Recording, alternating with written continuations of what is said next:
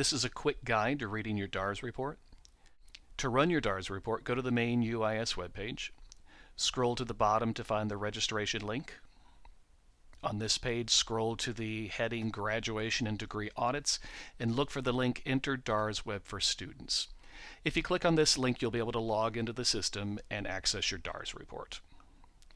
Your DARS report will look a lot like this. I do want to stress that this isn't actually a DARS report. This is a mock-up that we put together using the format of a DARS report because we didn't want to use an actual student's record. So this is imaginary data rather than real data. I look at DARS reports on a regular basis, a daily basis actually, and what I want to present to you is what I would be looking at if I were a student trying to figure out how I was progressing towards graduation. The first thing I would look at would be my transfer information. In this example, the student has 51 hours of transfer credit. If you look at this and the information doesn't appear to be correct, don't worry. It could be something very simple. It could be we're missing a transcript, for example. So we do need to resolve this if it's incorrect, but it's not a matter of worry. It's just a matter of talking to the program and let's figure out exactly why the information isn't exactly what you think it should be. The next section I would look at would be the general education area. You can see here that all of the various general education requirements are broken down.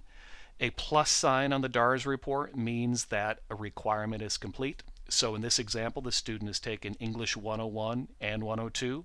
You can see the grade here. T means transfer. B is the grade the student earned. So in this case, the student has completed the English requirement.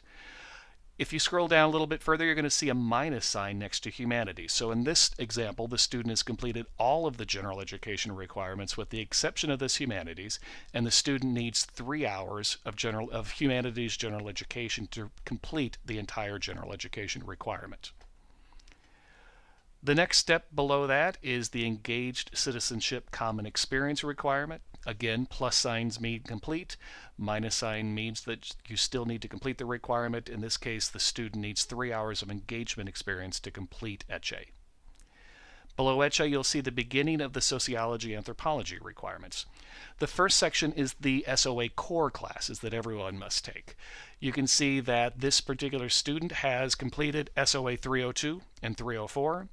In this example, the student was in progress enrolled, so currently enrolled in SOA 405. You can see the student needs 7 more hours to finish the SOA core, and DARS actually says what those courses are. So in this case, senior seminar and social research methods are still needed to complete this set of requirements. The next section are the SOA electives. There's 2 types of electives here. The first one is that you must take a diversity inequalities elective.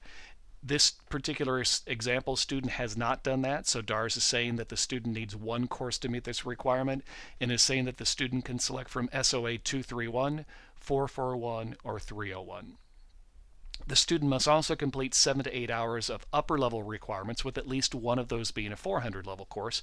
And you can see the student has completed SOA 325 and has 2 400 level courses in progress to finish up that requirement, so we see the plus sign. The next section is general electives. The SOA degree at UIS requires 120 hours of credit. If you look at the number of general education requirements, SOA requirements, and ECHE requirements, it doesn't equal a full 120 hours, so there is room for electives. Students in this program must have 17 hours of 300 and 400 level general electives. In this case, you can see the student has 7, and DARS says the student still needs 10 hours to finish the requirement. The next section is actually my favorite part of the DARS report because it takes your entire degree and it summarizes it all in one place. So if you look at all the requirements, it could be confusing. This is where I go to see a thumbprint of everything that's happening in a student's degree. The first thing that's really useful, I think, is that it tells how many hours the student has earned towards the degree and how many hours they need to finish. So if you're ever curious of how many more semesters you'll be here, if you look there, you'll know exactly how many hours you need to finish. DARS is going to reflect the policies of UIS. At UIS, a degree is 60 lower level hours and 60 upper level hours.